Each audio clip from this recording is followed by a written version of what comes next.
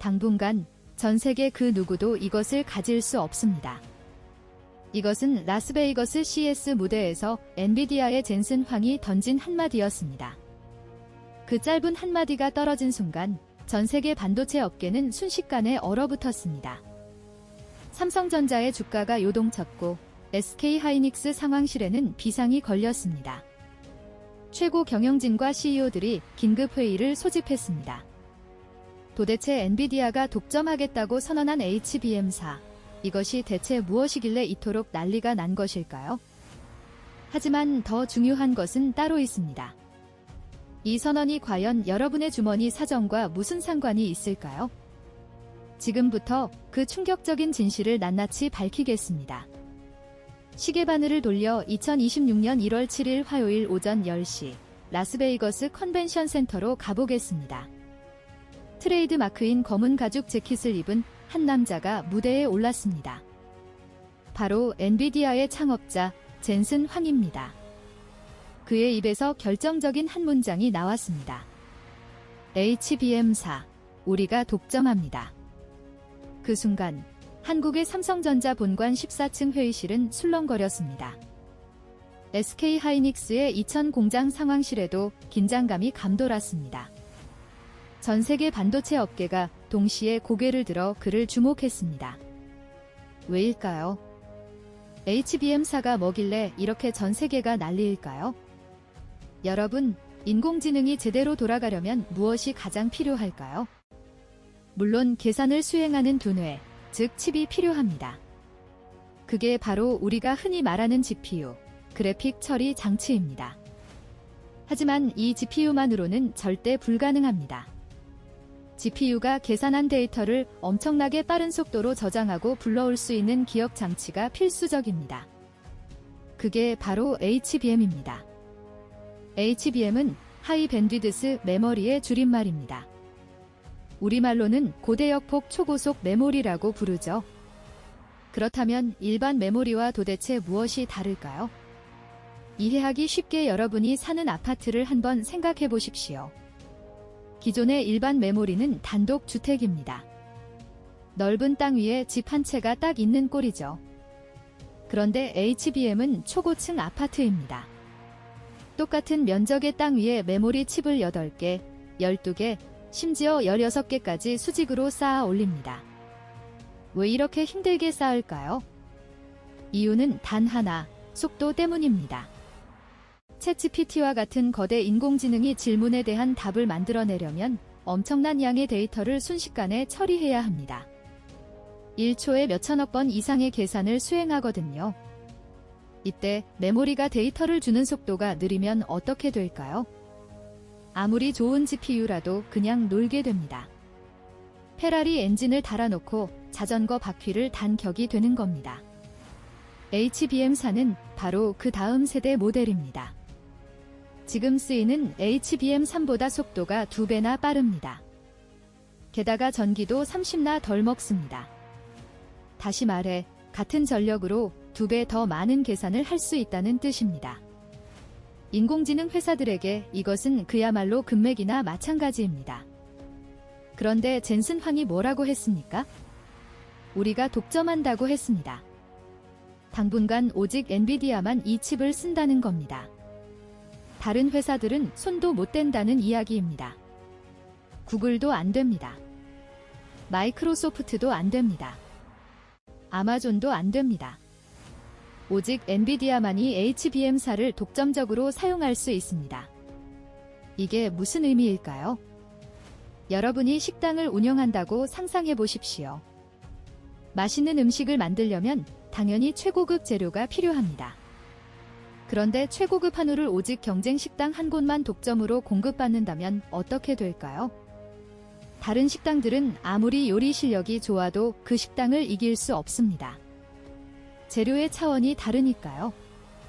지금 글로벌 인공지능 시장이 딱 이 상황입니다. 엔비디아는 최고급 재료를 독점했습니다. 경쟁사들은 한 수 아래의 재료를 가지고 싸워야 합니다. 이미 게임은 끝난 겁니다. 시작하기도 전에 승패가 갈린 것이죠. 그런데 여기서 한국인으로서 우리가 주목해야 할 더 중요한 사실이 있습니다. 이 HBM사를 과연 누가 만들까요? 전 세계에서 딱 두 회사만 만들 수 있습니다. 바로 삼성전자와 SK하이닉스입니다. 미국 회사도 아닙니다. 중국 회사도 아닙니다. 일본 회사도 아닙니다. 오직 대한민국 기업만이 만들 수 있습니다. 젠슨 황이 저렇게 당당할 수 있는 이유가 무엇일까요? 바로 한국의 반도체 회사들이 뒤에서 든든하게 받쳐주고 있기 때문입니다. 젠슨 황은 실제로 이렇게 말했습니다. 모든 공장이 준비를 마쳤습니다. 매우 훌륭하게 지원하고 있습니다. 이것은 삼성전자와 SK하이닉스를 향한 최고의 찬사였습니다. 자, 그렇다면 여기서 우리는 근본적인 질문을 던져야 합니다. 도대체 엔비디아는 HBM사로 무엇을 만들려는 것일까요? 그리고 한국 반도체 회사들은 이 거대한 게임판에서 얼마나 많은 돈을 벌어갈 수 있을까요? 더 중요한 건 이 기술 전쟁이 우리 주머니에는 어떤 영향을 미칠까요? 이제 HBM사가 무엇인지는 이해하셨을 겁니다. 그런데 여러분, 여기서 정말 날카로운 질문을 하나 던져야 합니다. 왜 하필 지금일까요? 왜 젠슨 황은 하필 2026년 1월 CES 무대에서 이 폭탄 선언을 터뜨린 걸까요? 답은 간단하면서도 충격적입니다. 인공지능 전쟁이 완전히 새로운 국면에 접어들었기 때문입니다. 여러분, 챗GPT 많이 쓰시죠? 질문하면 답해주는 거 처음엔 신기하셨을 겁니다. 그런데 지금 나오는 인공지능은 차원이 다릅니다. 이제는 영상을 만들고 음악을 작곡하고 심지어 신약을 개발합니다. 이런 복잡한 일을 하려면 계산량이 얼마나 필요할까요? 숫자로 보여드리겠습니다. 챗GPT-3 모델을 학습시키는데 든 비용이 1억 달러였습니다. 우리 돈으로 1200억 원입니다. 그런데 지금 개발 중인 GPT-5 모델은 어떨까요? 무려 10억 달러입니다. 1조 2천억 원이에요. 불과 2년 만에 비용이 10배가 뛰었습니다. 이 천문학적인 돈이 다 어디로 갈까요? 전부 GPU와 HBM을 사는 데 씁니다. 더 정확히 말하면 엔비디아의 주머니로 들어갑니다. 구글도, 마이크로소프트도, 메타도, 오픈AI도 모두 엔비디아 제품을 사야만 인공지능을 만들 수 있습니다. 선택권 자체가 없습니다. 작년 엔비디아 매출이 얼마인지 아십니까? 600억 달러입니다. 72조 원이죠. 삼성전자 반도체 부문 전체 매출이 60조 원 수준인데 이제 엔비디아가 더 큽니다. 그런데 더 무서운 건 성장 속도입니다. 전년 대비 260 증가했습니다. 덩치가 1년 만에 거의 3배가 된 거예요. 젠슨 황은 바보가 아닙니다. 이 속도라면 2년 후, 3년 후에는 어떻게 될까요? HBM 수요가 폭발적으로 늘어날 게 불을 보듯 뻔합니다. 그러니까 지금 남들이 정신 차리기 전에 미리 물량을 다 확보해버린 겁니다. 여기서 여러분이 반드시 이해해야 할 핵심 포인트가 있습니다. HBM사는 내년에 나옵니다. 2026년 하반기죠. 그런데 삼성과 SK하이닉스는 벌써 몇 년 전부터 준비했습니다. 공장을 짓고 장비를 들여놓고 기술자를 교육했습니다. 이게 얼마나 걸릴까요? 최소 3년입니다. 반도체 공장 하나 짓는데 드는 돈이 10조 원입니다. 장비 하나가 2천억 원짜리입니다. 이걸 수백 대 사야 합니다. 그리고 기술자 한 명 키우는데 10년 걸립니다. 단순히 돈만 있다고 되는 게 아닙니다. 시간과 경험, 그리고 뼈를 깎는 노하우가 필요합니다. 그래서 전 세계에서 HBM을 제대로 만들 수 있는 회사가 딱 두 곳밖에 없는 겁니다. 삼성전자, 그리고 SK하이닉스. 미국 마이크론이라는 회사도 있긴 한데 기술력이 한참 떨어집니다. 사실상 한국이 이 시장을 독점하고 있는 것입니다. 젠슨 황이 한국 회사들을 칭찬한 게 괜히 한 말이 아닙니다. 그는 기자들에게 이렇게 말했습니다. 우리는 메모리 반도체 최대 고객입니다. 모든 공급업체와 긴밀하게 협력해서 장기 공급 계획을 세웠습니다. 무슨 뜻일까요? 이미 계약이 다 끝났다는 겁니다. 삼성과 하이닉스 입장에서 생각해 보십시오. 공장을 지어야 하는데 10조 원이 듭니다. 그런데 물건이 팔릴지 안 팔릴지 모릅니다. 위험하죠? 이럴 때 엔비디아가 찾아옵니다. 우리가 다 사줄게요. 5년치 미리 계약합시다. 이러면 어떻게 하겠습니까? 당연히 도장을 찍죠. 바로 이겁니다. 젠슨 황의 독점 선언은 단순한 호언장담이 아닙니다. 이미 끝난 게임을 발표한 겁니다. 계약서에 도장 다 찍어놓고 나 이거 다 샀어라고 전 세계에 통보한 거예요. 그럼 경쟁사들은 어떻게 될까요? AMD라는 라이벌 회사가 있습니다. 인텔도 인공지능 칩을 만들고 있습니다. 구글도 자체 칩을 개발합니다. 이 회사들은 이제 어떻게 해야 할까요? HBM4를 못 쓰면 울며 겨자 먹기로 구형인 HBM3를 써야 합니다. 아니면 HBM32를 쓰죠. 하지만 이건 구형입니다. 속도가 절반밖에 안 됩니다. 페라리랑 경주하는데 소나타를 몰고 나가는 격입니다. 이길 수 있을까요? 절대 못 이깁니다. 더 무서운 건 이겁니다. 엔비디아가 HBM4를 독점하는 기간이 얼마나 될까요? 젠슨은 당분간이라고 했습니다. 이게 6개월일까요? 1년일까요? 업계 전문가들은 최소 1년 이상이라고 봅니다. 어쩌면 2년이 될 수도 있습니다. 1년이면 어떻게 될까요? 인공지능 시장에서 1년은 일반 시장의 10년과 같습니다. 그 사이에 판도가 완전히 바뀝니다. 이미 뒤처진 회사들은 영원히 따라잡을 수 없게 됩니다. 자, 그렇다면 이제 진짜 중요한 질문입니다. 엔비디아는 이 HBM4를 싹쓸이해서 대체 뭘 만들려는 걸까요? 베라 루빈 2026년 하반기에 출시될 엔비디아의 차세대 AI 가속기 이름입니다. 암흑 물질을 발견한 천문학자 이름에서 따왔죠. 왜 하필 이 이름일까요? 젠슨 황의 메시지가 숨어 있습니다. 우리가 보이지 않는 미래를 발견하겠다는 야심이죠. 베라 루빈이 뭔지 설명하기 전에 먼저 지금의 최고 제품을 봐야 합니다. 그레이스 블랙웰. 작년에 나온 엔비디아 최고급 칩입니다. 이게 얼마나 대단하냐면 한 대 가격이 3천만 원입니다. 노트북 한 대가 아니라 손바닥만한 칩 하나가 3천만 원이라는 소리입니다. 그런데도 물건이 없어서 못할 정도입니다. 그런데 베라 루빈은 어떨까요? 성능이 2배입니다. 같은 시간에 2배 더 많은 사람이 쓸 수 있다는 겁니다. 아니면 같은 사람이 2배 더 복잡한 질문을 할 수 있죠. 여기서 핵심이 바로 HBM4입니다. 베라 루빈에는 GPU가 2개 들어갑니다. 루빈이라는 GPU죠. 그리고 각 GPU마다 HBM4가 8개씩 붙습니다. 전체로는 16개입니다. 이게 얼마나 많은 양이냐면 일반 컴퓨터 메모리로 치면 400GB입니다. 여러분 최신 스마트폰 용량이 보통 256GB죠. 그것보다 훨씬 큽니다. 그런데 놀라운 건 여기서 끝이 아닙니다. 2027년에는 루빈 울트라가 나옵니다. 이건 GPU당 HBM4를 12개씩 답니다. 전체로는 24개입니다. 메모리가 700GB가 넘습니다. 이쯤 되면 작은 데이터 센터 하나를 칩 하나에 우겨 넣은 수준입니다. 왜 이렇게 메모리를 많이 넣을까요?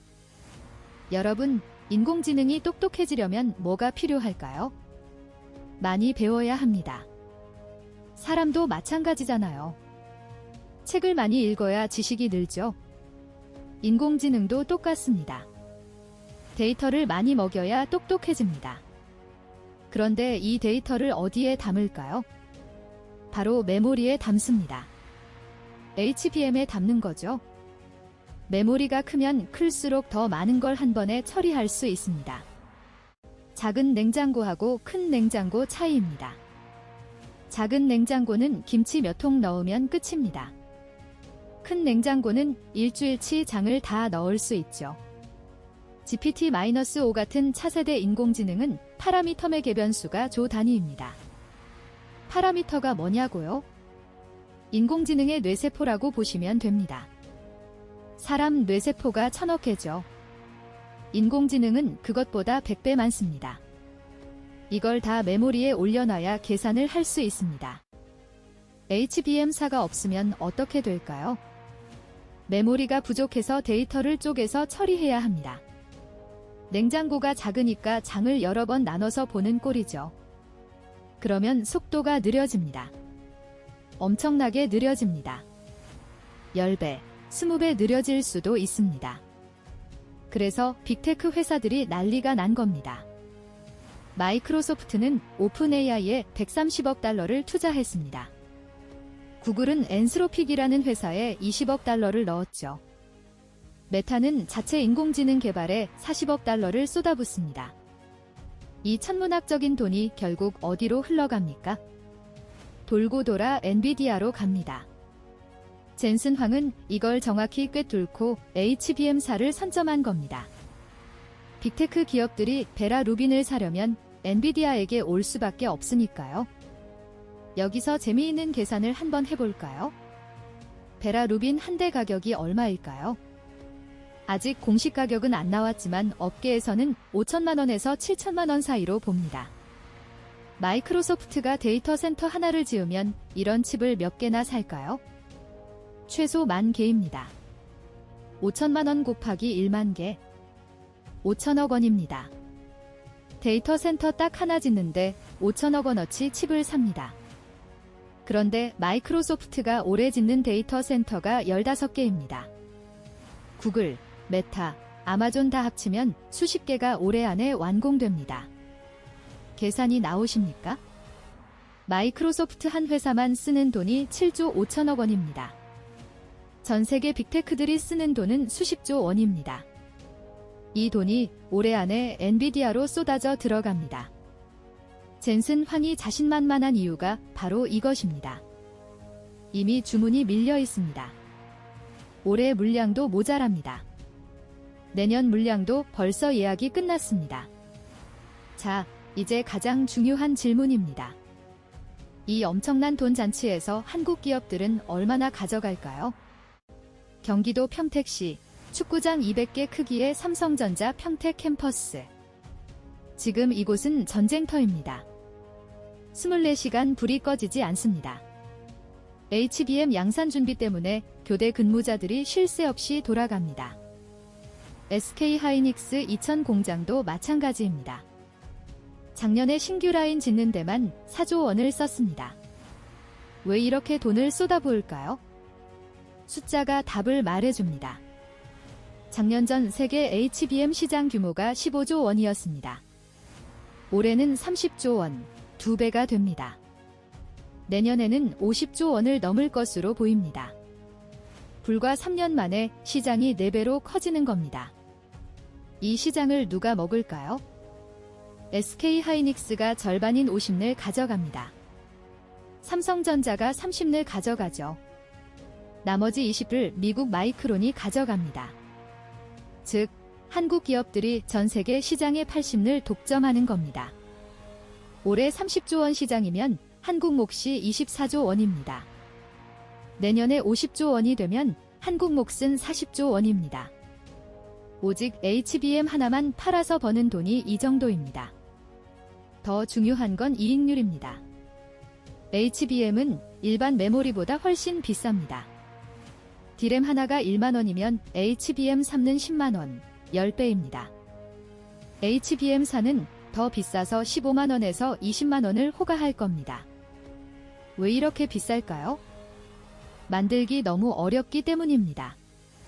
머리카락 굵기의 60분의 1 수준으로 칩을 뚫어서 붙여야 합니다. 이 기술 격차가 바로 수율에서 드러납니다. 100개를 만들었을 때 몇 개가 제대로 작동하느냐의 싸움이죠. SK 하이닉스는 95개가 제대로 나옵니다. 반면 미국 마이크론은 80개 수준입니다. 15개 차이가 별거 아닌 것 같습니까? 100개 만드는 비용이 10억 원이라고 칠 때 하이닉스는 19억 원을 벌어 9억을 남기지만 마이크론은 6억밖에 못 남깁니다. 이 격차가 쌓이면 경쟁 자체가 불가능해집니다. 엔비디아가 한국 기업들에게 고개를 숙이는 이유가 바로 이 압도적인 기술 격차 때문입니다.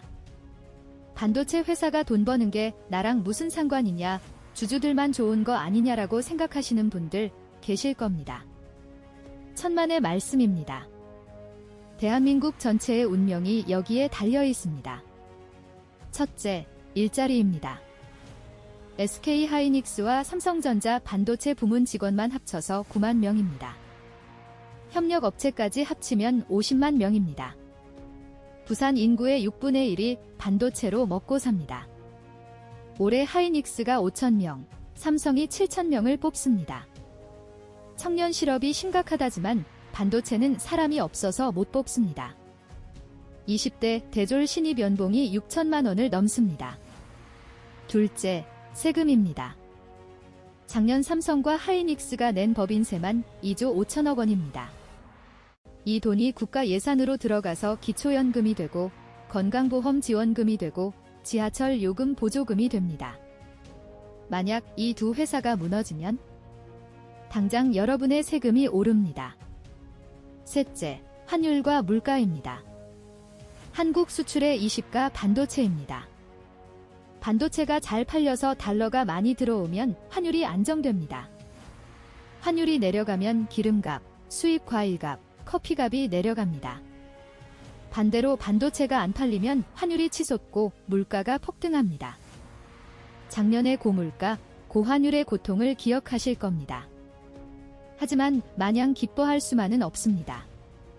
어둠의 그림자가 다가오고 있습니다. 첫 번째 위협은 중국입니다. 중국 정부가 반도체에 쏟아붓는 돈이 연간 100조 원입니다. 한국 정부 예산의 6분의 1을 반도체에 씁니다. 그들은 돈으로 사람을 삽니다. 한국에서 연봉 10억 받는 연구원에게 20억 줄 테니 오라고 유혹합니다. 실제로 작년에 삼성과 하이닉스 핵심 연구원 수십 명이 중국으로 넘어갔습니다. 그들의 머릿속에 있는 10년 노하우가 고스란히 넘어가는 겁니다. 두 번째 위협은 미국입니다. 미국은 안보를 이유로 자국 내 생산을 강요합니다. 삼성이 텍사스에 40조 원을 들여 공장을 짓고 있습니다. 문제는 기술 유출입니다. 미국 공장에서 일하다 보면 자연스럽게 기술이 미국 엔지니어들에게 전수됩니다. 10년 뒤 미국이 자체적으로 HBM을 만들게 되면 한국은 팽당할 수도 있습니다. 세 번째는 우리의 한계입니다. 베라 루빈 칩 하나 가격 5천만 원 중 HBM 가격은 1천만 원입니다. 나머지 4천만 원은 엔비디아가 가져갑니다. 영업이익률도 엔비디아는 60인데 하이닉스는 30입니다. 제주는 곰이 부리고 돈은 왕서방이 받는 격입니다. 우리는 여전히 부품 공급사의 위치에 머물러 있습니다. 2027년이면 엔비디아는 루빈 울트라를 내놓고 시장은 HBM 5시대로 넘어갑니다. 기술 발전 속도는 기다려주지 않습니다. 지금 젠슨 황의 HBM4 독점 선언은 한국 반도체에 내려진 축복이자 동시에 무시무시한 경고장입니다. 지금 당장은 우리가 1등입니다. 하지만 중국이 쫓아오고 미국이 기술을 흡수하고 일본이 제기를 노리고 있습니다. 정부는 RD 세제 혜택을 늘리고 기업은 인재를 지키기 위해 더 파격적인 대우를 해야 합니다. 그리고 우리 국민들도 반도체 산업에 더 많은 관심을 가져야 합니다. 이것은 단순한 기업 간의 경쟁이 아닙니다. 대한민국의 생존이 걸린 총성 없는 전쟁입니다. 10년 후 대한민국은 여전히 세계 반도체의 심장으로 남을 수 있을까요? 아니면 한때의 영광을 뒤로하고 역사의 뒤안길로 사라질까요? 그 답은 2026년, 바로 지금 우리가 무엇을 하느냐에 달려 있습니다.